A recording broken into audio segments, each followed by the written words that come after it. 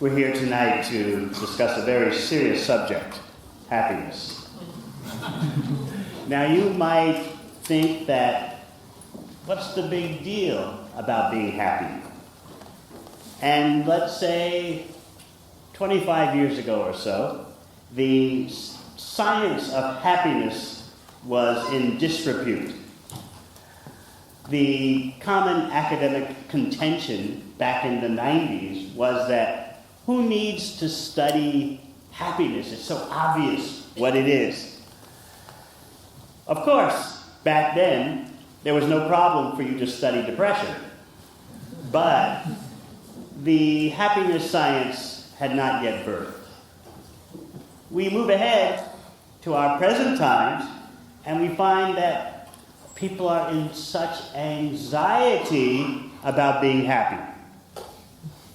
Those of you who are millennials, Generation Xers, you have been tagged by psychologists as the most anxiety-stricken generations ever. So what's going on? Why is it that people feel such a burden about being happy and are having so many problems about being happy? Certainly, we want that our enjoyment is without obstruction. Yet, in spite of what seems to be a natural urge to have pleasure, we come across so many problems. Briefly, you can list the problems with our happiness quest as number 1, quality. And number 2, duration. Just those two alone are enough to cause you endless frustration, disappointment. Tonight we're going to look at the ancient yoga wisdom and see how it can help us in our endeavors to be happy. Especially since it would help very much for us to know who we are. What is this entity that's trying to be happy? You can answer that question in a very materialistic, reductionist way, that you're just a bunch of chemicals that have appeared momentarily and will disappear. Or you can answer that question in a non-material way, that you are a non-material entity that is somehow or other associated with a body and mind of matter. Yet, there's a third position you can take. You can be a Mysterian and say, I don't know, and no one knows. So those are the basic 3 positions you can take in terms of who is it that's trying to enjoy? Because unless we understand who is trying to enjoy, how are we going to understand what is natural enjoyment? And certainly, none of you want to spend your life caught up being artificial.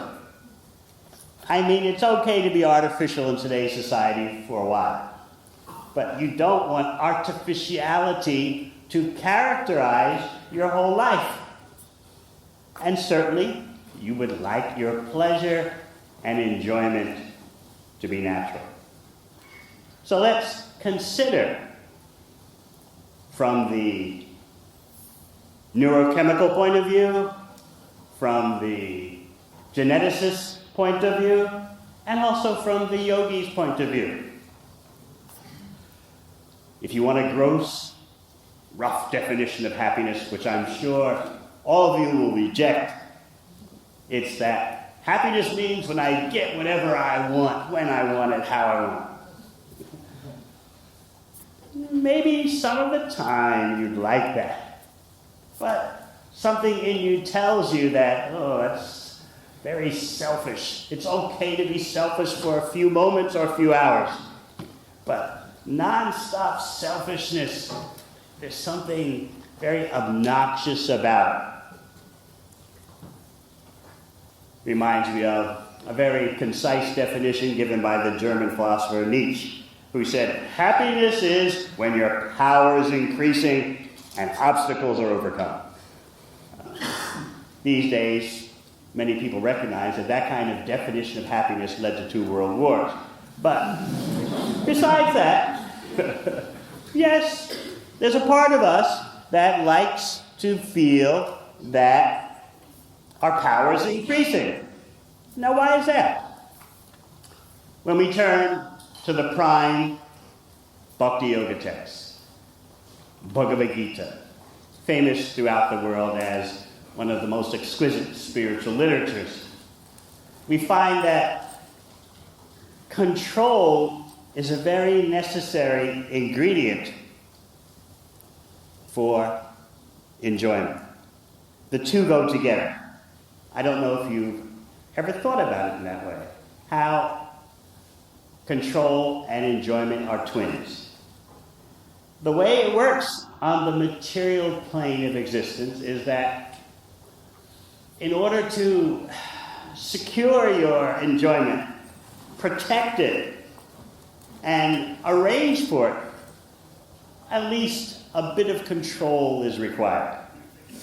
Many of you have experienced this in relationships. As selfless as you try to be in the relationship, and as open as you try to be in the relationship, at some point or other you have to assert a bit of control. And that's when the problems start, because the other person in the relationship is also thinking, look, at some point I have to try to get what I want. So, we can consider other definitions of happiness. Why just increasing the power? Why just arranging for control? Can't happiness just be some kind of innocent feeling that doesn't do any harm? An innocent physical feeling, innocent sensuality, or a pleasant mental attitude. Other definitions of happiness are interrelational. Happiness is generated in a relationship between 2 persons or more. Then you could say that happiness is doing something you like to do. Here we get into the latest scientific research about flow. When you're doing something that, to be in the flow, there are 2 requirements. What you're doing has to be challenging. And secondly, what you're doing has to involve abilities that you have. So the situation is challenging, but you have the abilities to handle the challenge, so you lose yourself in that flow.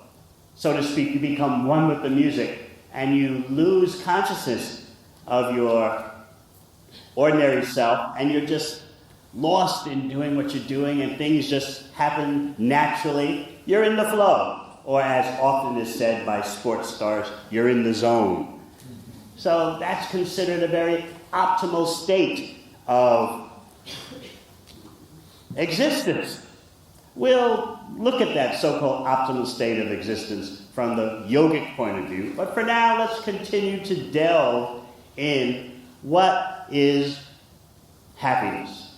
We need to have a thorough understanding of material happiness, meaning psychological and physiologically based happiness, so that we can understand the obstructions that accompany such endeavors.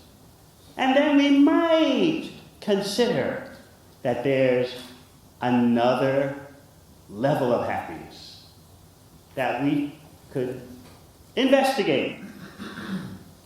After all, consider that your life is a journey.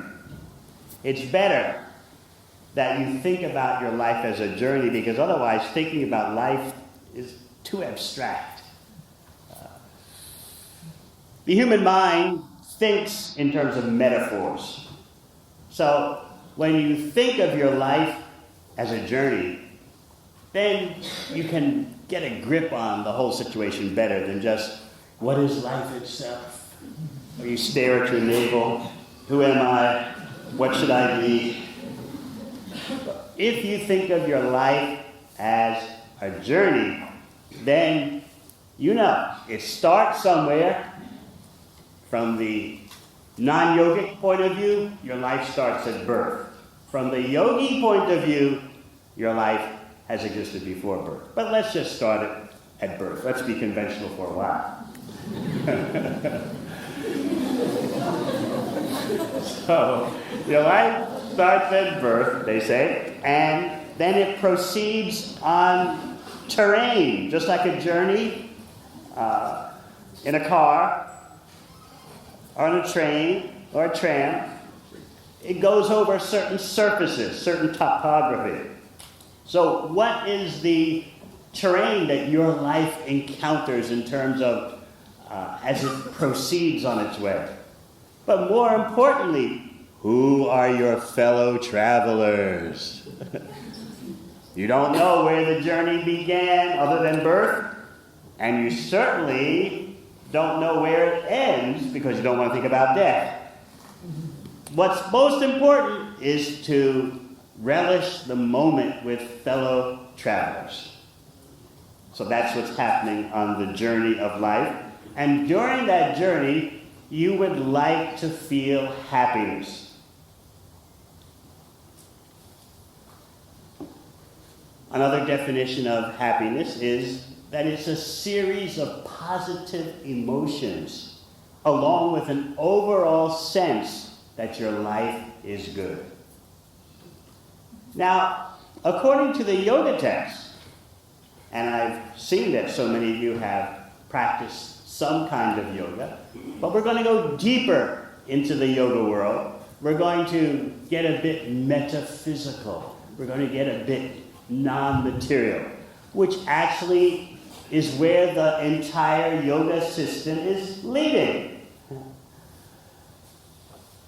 Sometimes people get a little afraid of that. I'm doing the postures, I'm doing the breathing exercises, but sometimes I get a feeling that this is taking me somewhere that's kind of uncharted territory for me. I mean, sometimes I get the intuition that I'm more than just material. And if it's true that I'm more than just material, what kind of happiness should I be focused upon? If I'm non-material, then how can material things make me happy?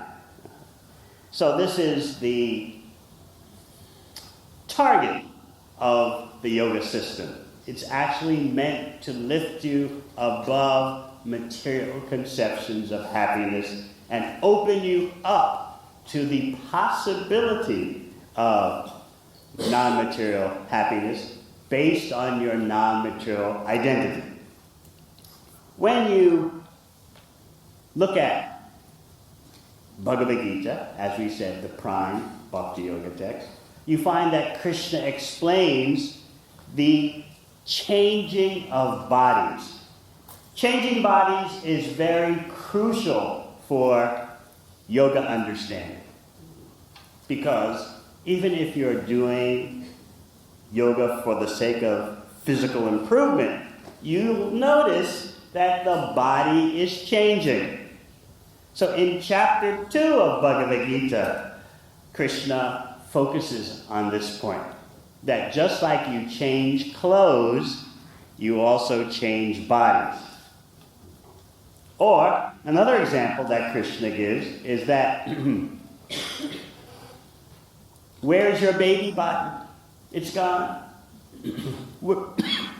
Where is your teenage body? For most of you here, it's gone. Similarly, your adult body will be gone. But what is it about you that doesn't change, although the body is always changing? You have experienced that your basic core identity, roughly speaking, has remained in spite of your body changing in so many ways. But then, Bhagavad Gita points out that not only is your body changing, but your mind changes all the time. What you thought in the morning changes at noon, and then changes again at night. So here you are, amidst all this physiological and psychological flux. Is there something about you that doesn't change, although the body and mind are always changing? This is the first lesson that Bhagavad Gita focuses on. Bhagavad Gita is a Sanskrit title, meaning, literally, the song of the supreme opulent one. There's so many songs we can hear in life, but wouldn't it be very interesting to hear the song of the supreme opulent one? And that song begins by educating us that we are different from matter. Those of you who have studied a bit of science at the university know that the concept of the soul, or what's more precisely known in the yoga text as the Atma, the non-material particle of consciousness that is not destroyed when the body is destroyed. That concept of the soul or the Atma has taken a beating in the past 20 or 30 years. You are being persuaded that you're just matter, and naturally that would bring you to the conclusion that if I'm just matter, why does anything matter? We would like to fault this materialistic reductionist concept and say that it has brought about a lot of illusion. Illusion is a very important concept in the yoga world. It means what you're seeing is an hallucination, and that you're meant to be seeing other things that you don't see. So this illusion that we are matter, the yogis, particularly the bhakti yogis, will finger as the culprit to most of our distress and mistaken conceptions of happiness. But still, let's get material. Let's say you want to just stress the neurochemistry. Happiness is all about the chemical imbalances and balances in your brain. Or you want to be genetic about it all. Happiness is due to your particular genetic makeup, and therefore you have a particular happiness set point, just like people's weight. Most persons are known to have a set point for their weight. Geneticists will tell you that you have that for your happiness. According to your genetic disposition, your happiness is not going to extend beyond a certain level as a minimum or a certain level as a maximum. You have a range, in other words. Is that all about your happiness? If we dare to consider that there's a non-material identity that we have, then we have to consider non-material forms of happiness. And this is why the Bhakti Yoga system, known in the West as the Krishna conscious system, is so important. It's giving you laboratory experience of, number one, the non-material self, and number two, non-material happiness. Without that laboratory experience, what I like to call applied spiritual technology, without that, we're left with belief. And that's a very scary word for most people today. You don't want to be a true believer. You don't want to be saddled with belief. You want experience. So what you may see throughout the world in terms of religious attempts is mostly to do with the realm of belief, although admirable belief. If we redefine our spiritual endeavors as beginning with experiencing, am I the body, am I the mind, or am I something else beyond it? And if I'm non-material, what is the non-material pleasure that I should be seeking? It doesn't make sense that if I'm not material, I should pursue material happiness. But then you could also say that even though I'm probably non-material, I'm spiritual, still a bit of material happiness will do you no harm. Why can't you have it all? Be spiritual, be material, everything.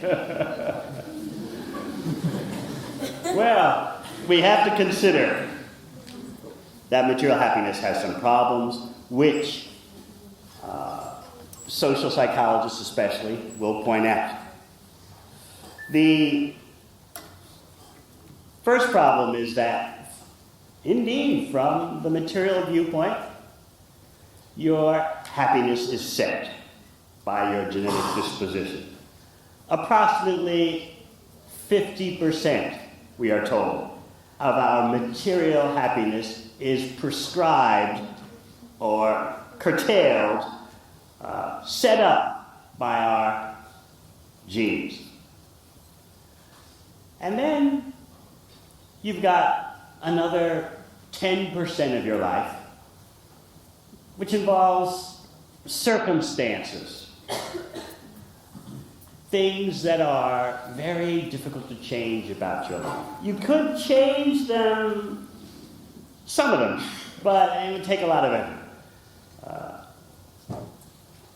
Your perceived ethnicity, your gender,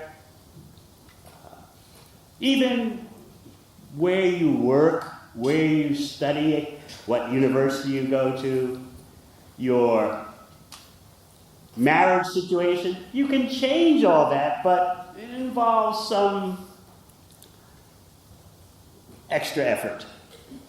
You can't just do it overnight. Okay, so you have the 50% from your genetic makeup. Then you have 10% in terms of circumstances that are difficult to change if they can be changed. So, according to the latest happiness science, you have a 40% window of opportunity in which you can display your voluntary will. That I choose not to be disturbed by this, or I choose not to be agitated by that. 40% window. What we are here to present to you tonight is that from the non-material point of view, you have 100% window of opportunity for transforming your happiness. But it doesn't happen on the material level, on the material plane. Before we go further into the non-material happiness, let's talk about the disadvantages which, besides yogis, academics also will criticize material happiness for. First of all, there's something called adaptation. In plain, everyday language, adaptation means what starts out to be such a good experience soon loses its luster.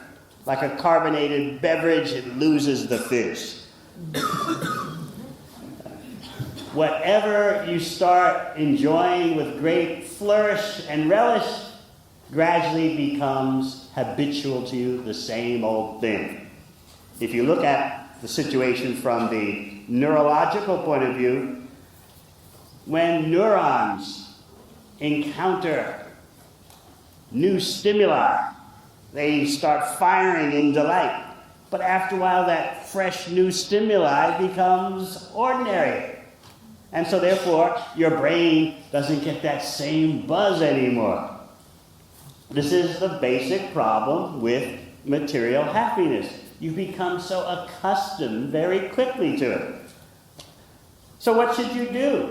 Should you keep chasing from one novelty to another novelty?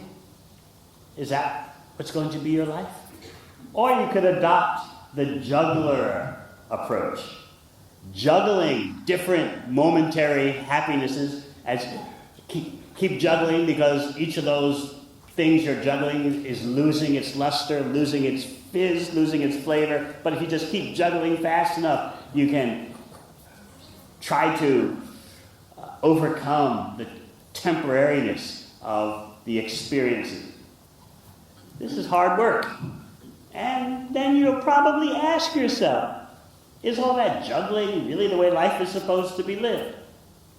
So adaptation is a huge problem, whether in terms of consumer purchases or relationships, partners. You know how it goes. Somehow or other, quickly the thrill is gone.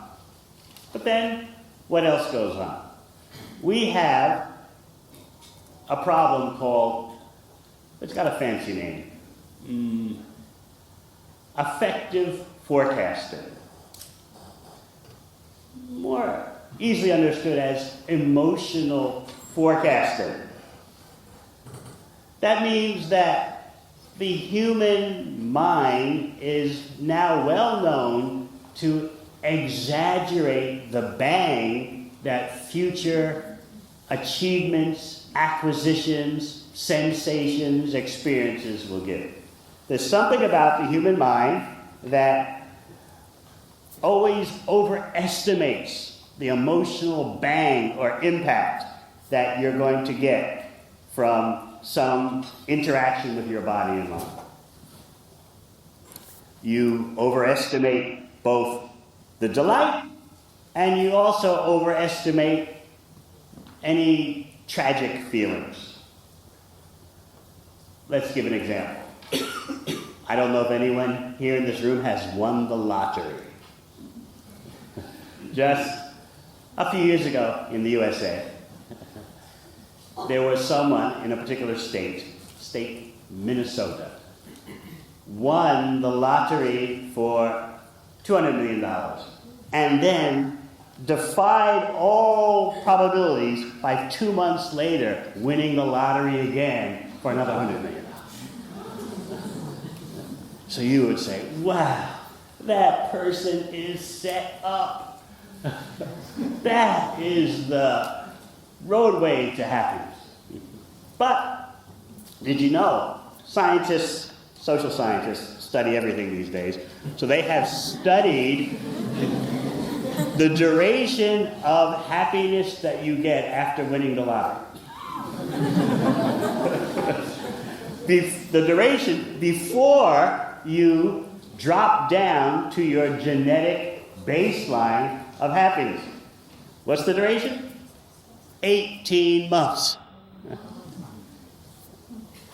Similarly, geneticists have studied the world average for the duration of romantic feelings. Surveys are done.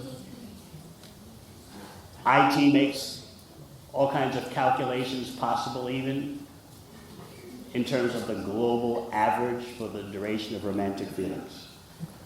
And you know what that's like. At first, you're flying through the air. What a feeling.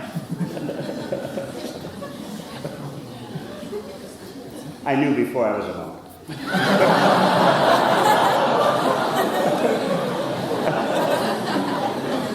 I've been a good boy for 45 years now. But I was born in New York City, so I know a few things. So, you know, the delights of partnering, when love is fresh, when the relationship is tingling, but the global average that social scientists have calculated for the duration of romantic feelings is 17 months. That means you could be one of the lucky ones who's more than the average, and you could be one of the unlucky ones who's less than the 17-month average. So here we have a problem in terms of our ability to predict emotional outcomes. But that emotional forecasting is so important for our happiness. You want to be able to predict, when I graduate from Melbourne Uni, I'm going to feel a certain way. You want to predict that my relationship's going to feel a certain way in 5 years. When you have your first child, you're going to feel a certain way. When you get your first BMW or Mercedes, you're going to feel a certain way. You want to be able to predict that. But social scientists will explain to you that you're always wrong. Now what are you going to do? You always overshoot the mark.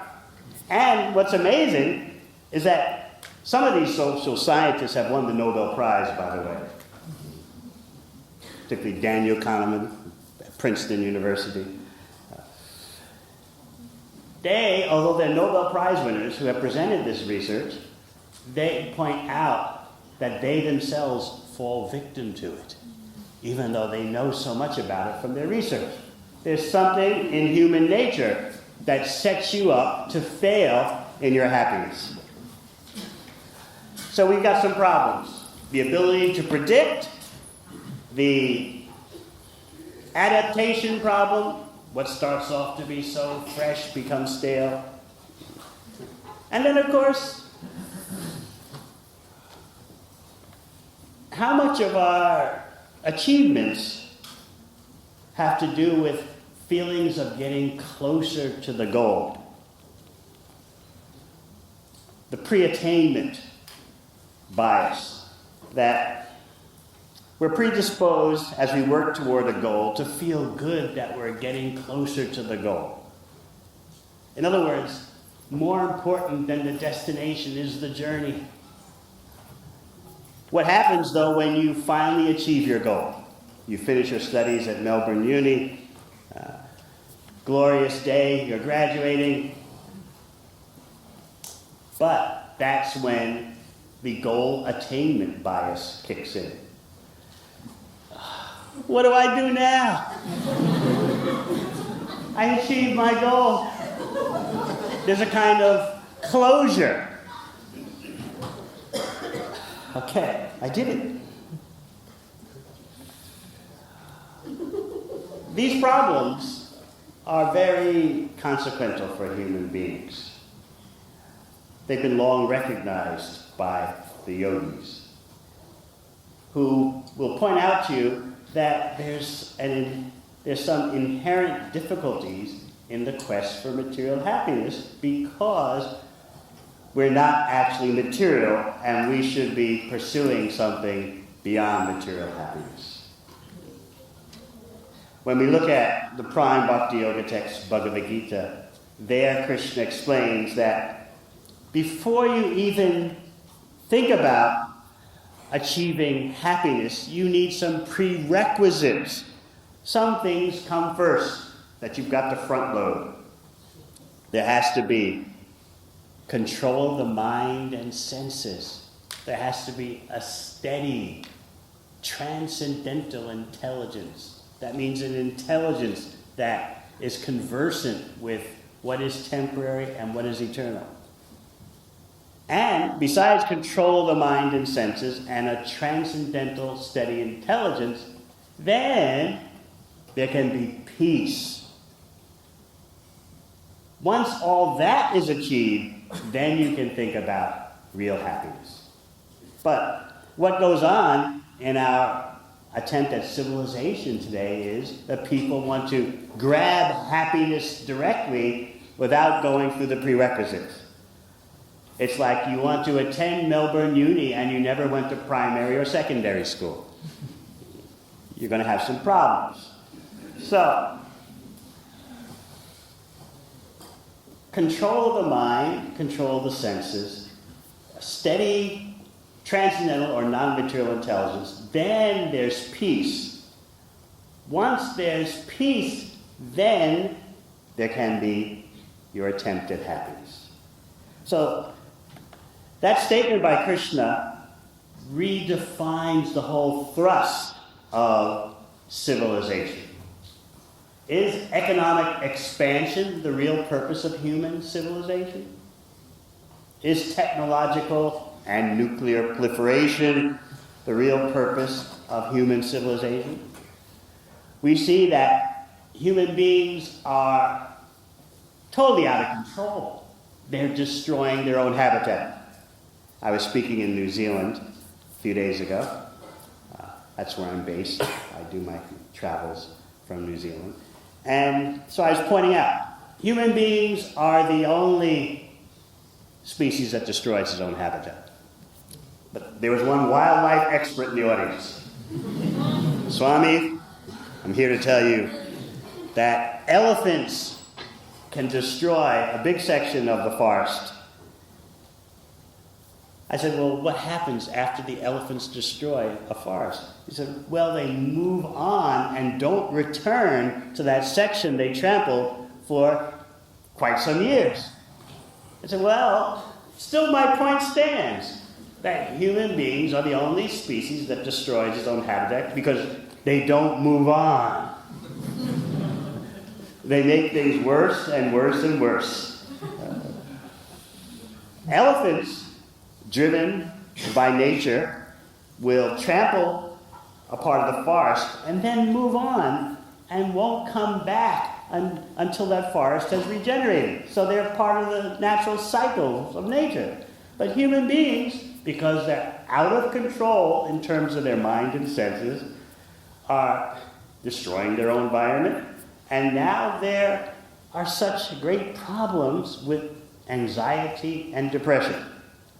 Remember in the beginning I pointed out that for those who have taken your birth since 1980, you are known, those generations are known as the most anxiety-stricken generations ever. So something very problematic is going on. And we need to take a better look at different ways of happiness. Therefore, why not consider the non-material approach to happiness? So finally, let's deal with that perennial cliche. Happiness is within. Does that mean you're supposed to shun the world around you, avoid the world around you, and what do you find within? What's within you? Your kidneys, stomach. Happiness is within. What's there? Does that mean there's no possible source of happiness in your external affairs, relationships, hobbies, acquisitions, pursuits? What does it mean that happiness is within? We need to know what actually is within. Otherwise, we'll be very afraid of non-material happiness because we'll think it's all about restriction, constriction, being inactive, being unattached, not striving, and that's it. Well, what kind of life is that? We can find many ancient wisdom philosophies which indeed will teach you that. But just a preliminary step. Yes, when you have a child, for example, who's causing mischief in the house, you may tell the child, if you're a traditional parent, go in your room or even sit in a corner. The child has been smearing ketchup all over the walls and having a good time. So you may tell the child, sit and be quiet. Similarly, there are yoga practices and meditation practices which will indeed take the destructive human being and say, just sit tight, just chill. That is a great achievement. After all, you've got human beings who are loading up the world with 16,000 nuclear weapons. Not Australia, but there's a country across the ocean.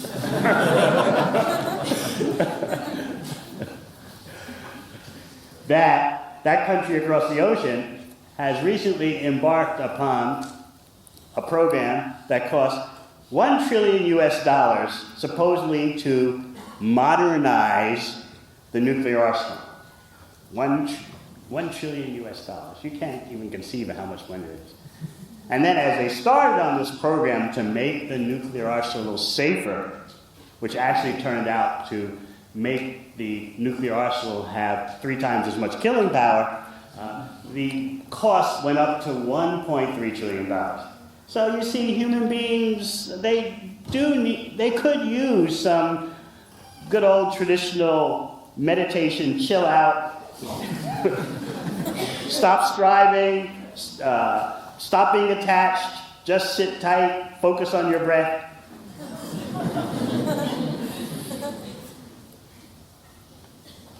Still, the child cannot remain quiet and inactive for long. It's a good beginning for the child to just sit quietly. The parents can clean up the house, get the ketchup off the walls and all that. But you need a lasting solution for that child, and similarly, human beings need a lasting solution in terms of what to do with their desires, what to do with their drive, what to do with their ability to pursue. Therefore, the Bhakti Yoga system takes you beyond mere controlling and curtailing your senses and mind, and teaches you how to connect your energies to the source of all energies. That means recognizing there is a finite particle of spiritual consciousness, you, known in Sanskrit as the Atma, the non-material self, and there's also the supreme, complete whole, the supreme consciousness. So many people practice yoga, so many people in this room, you've said how you've dabbled in yoga, or maybe you're a daily practitioner, but very few persons know that yoga literally means, that Sanskrit word literally means connection, linkage. What kind of connection? Connection between the minute particle of spiritual consciousness and the supreme consciousness. That is where the term yoga derives. So if we're going to be successful in our life, yes, it's intelligent to be able to see through material happiness, the adaptation problem, the emotional forecasting problem, the problem in duration, the problem in quality. But you're not going to be able to stop it. You can't give it up until you get something superior. Therefore, the full definition of yoga is so important. Making that ultimate connection, the love supreme. Because unless you get higher pleasure, there's no way you're going to permanently let go of the lower pleasures. This is explained by Krishna in chapter 2 of Bhagavad Gita, that the aspiring yogi may clamp down on his or her senses, restrict yourself, restrain yourself. It's illusion. Attachments make you suffer. Desire leads to misery. You can really clamp down on yourself like that, but it won't last, as some of you have found out. You've got to do your thing. You've got to express yourself. You've got to desire. You want to be passionate. So, how do you positively express yourself? This is the highest yoga information. The activities, endeavors, strivings, connections of the non-material self with the Supreme Self. That is the pinnacle of the yoga system. In other words, you're not left with just clamping down on your rambunctious senses, the wild horses. You're not left with just statements about go within. You're given a practical program how to experience the non-material self and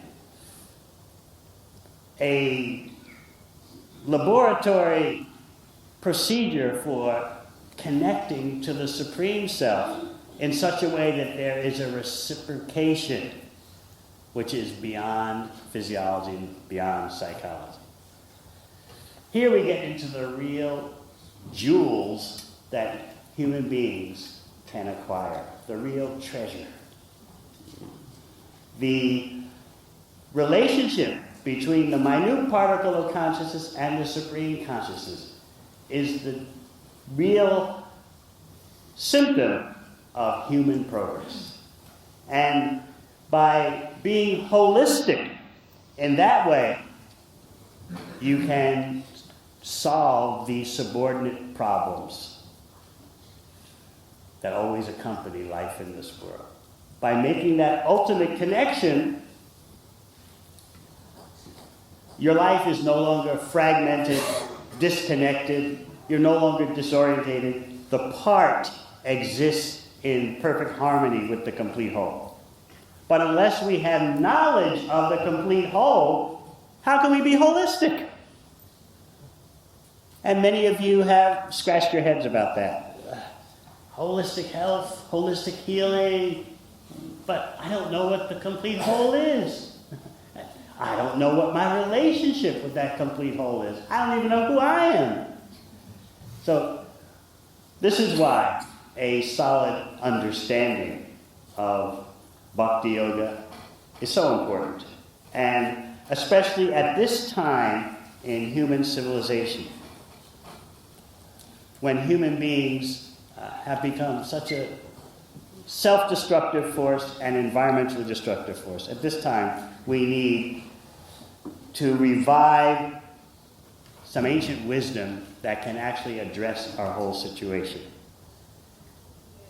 We want enjoyment, we want to be natural enjoyers, but in order for that to happen, we have to know, what is the self? Am I matter or am I beyond that? Is it true what reductionist scientists say, that I'm just matter that's come together randomly? Is that true? Or is there something about me that is beyond matter?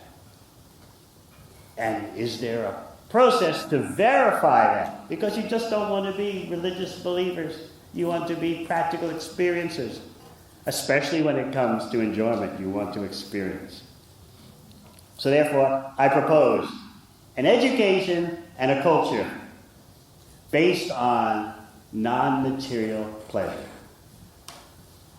The yogis, the bhakti yogis particularly, would love to see the mass distribution of non-material pleasure.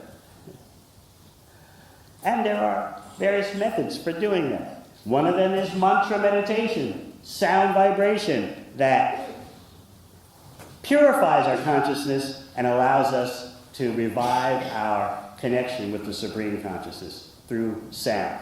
That's one of the ways that non-material pleasure can be mass distributed.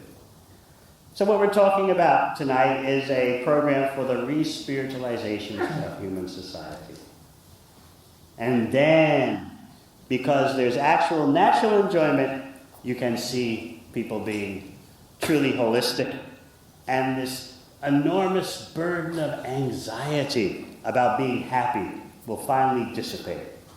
Otherwise, that burden, that anxiety to be happy is increasing year by year.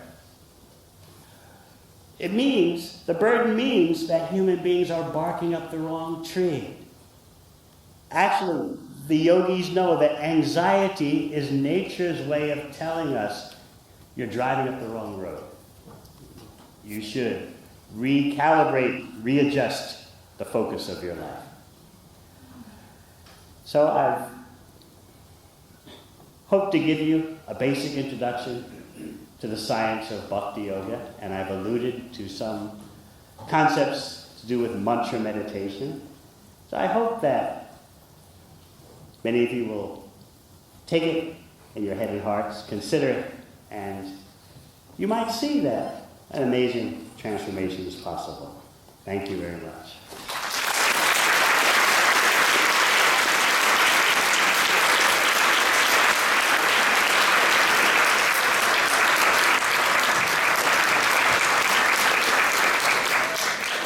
If someone has some questions. Hi. So my question is, do you think it is possible or even desirable to be happy all the time? That is your natural condition, to be happy all the time. But to revive your natural condition is going to take some therapy. Not Prozac, not cognitive behavioral therapy, but yogic therapy for purifying your consciousness of attachment to matter. Thinking, I am physiology and psychology, that's me, and by stimulating my physiology and psychology, I'll be happy. That is an illusion that needs to be transformed so that you revive your natural spiritual happiness, which is in relationship with the Supreme Consciousness. That's the pinnacle, the zenith of the yoga system. Very good question. Thank you. My question is, we use the word pleasure, can you hear, in a very material way. So what I want to know is there something beyond that bliss, that spiritual bliss? Is there something even beyond that which has no opposite to it? Because pleasure means that's pain. So are we referring then to a spiritual joy which has no opposite? Or is there something beyond that? When you talk about the non-material self, you're talking about non-material pleasure, which is beyond material pleasure and pain. Material pleasure and pain, as we described, especially about material pleasure, it is of limited duration and problematic quality. But the non-material pleasure, the ultimate goal of the yoga system, is contained in the relationship between, as we said, the minute particle of consciousness and the Supreme Consciousness. That is beyond matter. But as long as we make the mistake of thinking we are matter, we deprive ourselves of that ultimate connection and that ultimate natural enjoyment. In other words, as I said, we're talking about applied spiritual technology. Connecting to something beyond just things that have a beginning and end.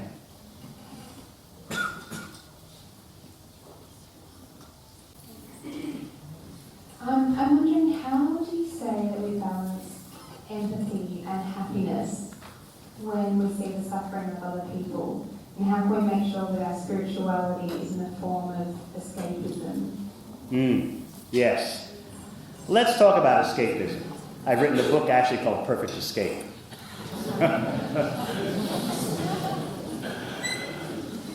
If there's a building on fire and you run out of the building, will I criticize you? Why are you escaping? No, it's intelligent to run out of a burning building. Now there's something better that you can do than just run out of a burning building. If you're capable, you can help others who are in the building to come out of the building. But you have, first of all, the obligation to protect yourself by running out of the burning building. No one will criticize you for doing that. But if you become a hero, not only do you run out of the burning building, but you bring others with you. So there's the minimum level and there's the advanced level. We're not going to criticize someone who runs out of a burning building. Actually, the Bhakti Yogi is concerned with the happiness and distress of all living entities, not just human beings. From the yogic conception, all living entities in a particular tract of land, let's say Australia, all living entities are citizens, not just the human beings. So the Bhakti Yogi is concerned with the well-being of all living entities. Therefore, certainly, a genuine yogi doesn't indulge in the slaughter of animals, because the yogi sees that all living creatures have a right to live. So that's just one example of how there is concern from the spiritual point of view about all living entities and their problems in this world. If you think you are the body, you're going to have a lot of unnecessary problems.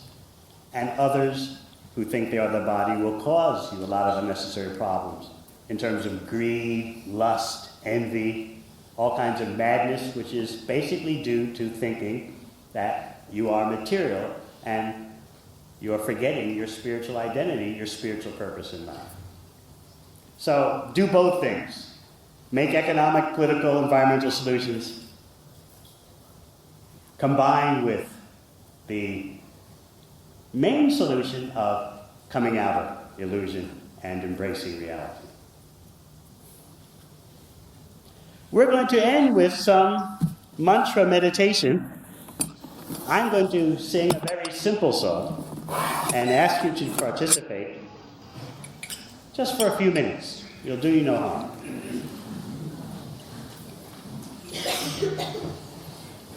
You were familiar with the mantra at the beginning of the program. And as you did in the beginning, it's call and response. I'll sing, and then you please respond. 3 simple words: Hare, Krishna, and Rama. The more you participate, the more we can have a collective dynamic experience. So I'd like to appeal to your head and heart to please participate.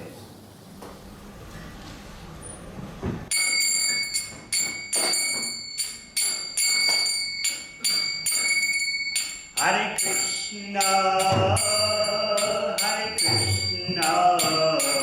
Krishna Krishna, Hare Hare, Hare Rama, Hare Rama, Rama Rama, Hare Hare.